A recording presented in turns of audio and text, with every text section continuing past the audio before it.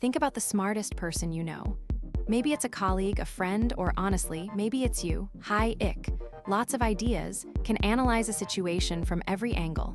And yet, the project never launches. The plan stays a plan. The goal stays a goal. This isn't a motivation problem. It's not a discipline problem. And it is definitely not a laziness problem. There are 4 specific psychological patterns that disproportionately affect smart, self-aware people. And today, we're not just naming them. For each one, you're getting a specific action to break out of it. Reason number 1, self-handicapping.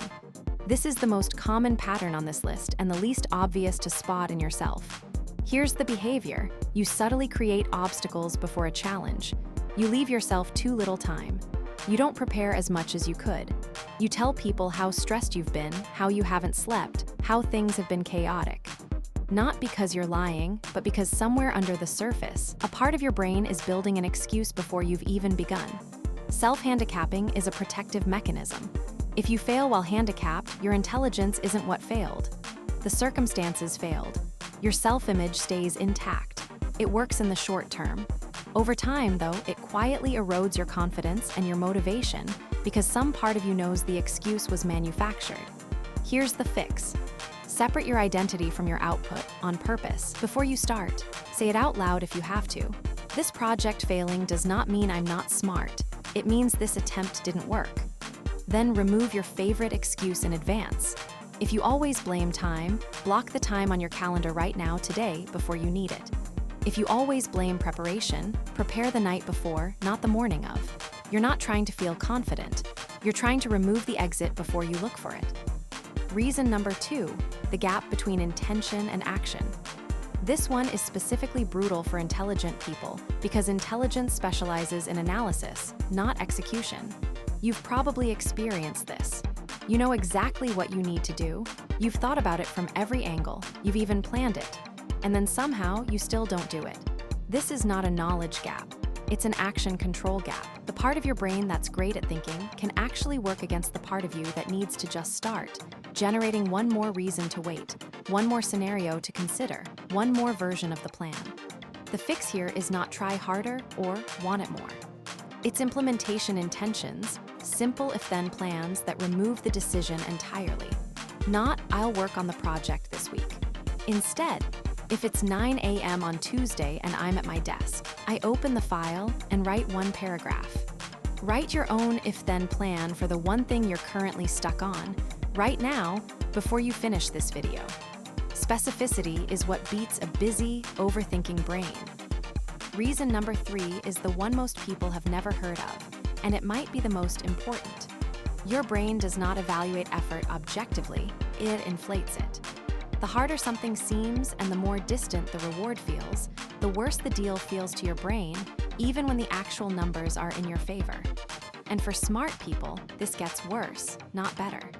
When you're capable of genuinely excellent work, the gap between what you can imagine doing and what feels achievable today is bigger. Your brain reads that gap as too costly, and the task stays undone. The fix is to shrink the first action until the perceived cost collapses. Not the standard for the final output, just the entry point.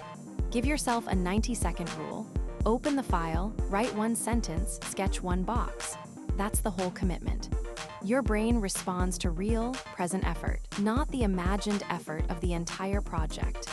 Once you're actually in it, the exaggeration disappears on its own. Reason number 4 is perfectionism, but not in the way it's usually talked about. Most people frame perfectionism as wanting things to be high quality. That's not the problem. High standards are good. The problem is when perfectionism stops being about the work and starts being about protecting a story you tell about yourself. Smart people often build their identity around being capable, the one who gets things right, the person others rely on. Once that identity is load-bearing, putting out imperfect work stops being a professional risk and becomes a personal one. If the work is bad and the work is what you do, what does that say about you? So the work simply doesn't get finished or doesn't get shown. The fix is a deliberate reframe. An imperfect thing that exists is always more useful than a perfect thing that doesn't. Give yourself explicit permission to publish the shitty first draft, the writer Anne Lamott's term for it. Set a finish line in advance. This is done Friday, regardless. So perfectionism can't quietly extend the deadline forever. The goal was never zero flaws. It was always output. So here's the full picture and 4 things to actually do this week.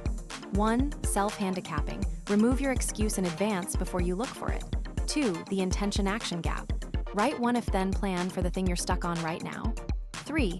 Effort discounting. Use the 90-second rule to shrink the first step. 4. Perfectionism as identity protection. Set a real finish line and let an imperfect thing exist. None of these are intelligence failures. They're patterns, and every pattern here has a fix that takes less than 5 minutes to start. If this helped you see your own stuck points a little clearer, hit like, and subscribe to the underrated list for more real criteria, no hype. See you in the next one.